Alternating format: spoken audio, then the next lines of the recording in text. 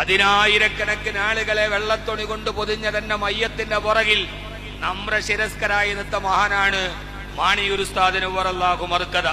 ഈ കാലം കണ്ട മഹാസൂഫി വര്യൻ രാത്രി മുഴുവനും ഉറങ്ങാതെ ദിക്റിലും ഖുർആനും ഓതാൻ വീടിന്റെ മുൻഭാഗത്തൊരു ഷെഡ് കെട്ടിയുണ്ടാക്കി രാത്രിയിൽ ഉറങ്ങാതിരുന്ന മഹാമനുഷ്യൻ മഹാനായ മാണിയൂർ ഉസ്താദിന് വറല്ലാഹു മർക്കദ.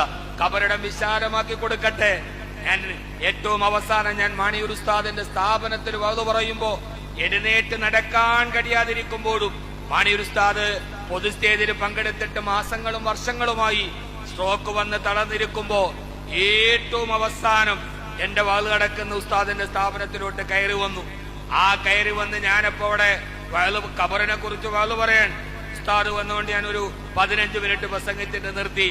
എന്റെ ചെവിയിൽ ഇങ്ങനെ ഞാൻ പോയി കയ്യിൽ മുത്തിയപ്പോ ചെവിയിൽ പറഞ്ഞു, വാക്കവി എത്ര നല്ല വാളാണ്, നിങ്ങളുടെ ഈ വാള് കേട്ടിട്ട് എത്ര നാളായി എന്ന് പറഞ്ഞതാണ് അവസാനത്തെ സ്റ്റേജ്. ആ ഫോട്ടോയാണ് ഞാനിപ്പോ ഫേസ്ബുക്കിൽ ഇട്ട ഫോട്ടോ.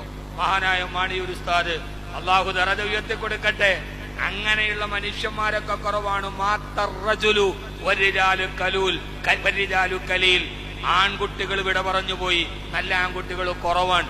കേരളം കണ്ട മഹാസൂഫി വര്യൻ, ദുആയ്ക്ക് ഇജാബത്തുണ്ടായിരുന്ന മനുഷ്യൻ, കോടീശ്വരന്മാർ മുതൽ താഴേക്കടയിലുള്ള ആളുകൾ വരെ ഉസ്താദിന്റെ മയ്യത്ത് കാണാൻ 6 മണിക്കൂറോളാണ് കാത്തു നിന്നത്. മാണിയൂർ ഉസ്താദ് വഫാത്താകുന്നതിന് തൊട്ടു മുമ്പ് തനിക്ക് ധരിക്കാനുള്ള മയ്യത്ത് തുണി എടുത്തു വെച്ചു, കെട്ടാനുള്ള തലപ്പാവ് കെട്ടിവെച്ചു, വസിയത്ത് ചെയ്തിട്ട് പറഞ്ഞു, ഞാൻ രാത്രിയിൽ ഇന്ന് ദിക്ർ ചെയ്ത സ്ഥലത്ത് തന്നെ എന്നെ കബറടക്കണം. അടക്കേണ്ട കബറിന്റെ കുഴിക്കെണ്ണ ആഴം എഴുതി വെച്ചു.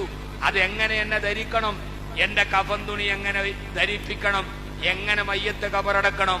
മാണിയൂർ ഉസ്താദ് എഴുതി വെച്ചത്, തഴവ ഉസ്താദിന്റെ ബൈത്തിൽ പറയുന്നത് നോക്കി എന്റെ കബറടക്കവും എന്റെ കഫനും ദഫനും നിർവഹിക്കണം എന്ന് വസിയത്ത് എഴുതി വെച്ച ആളാണ്.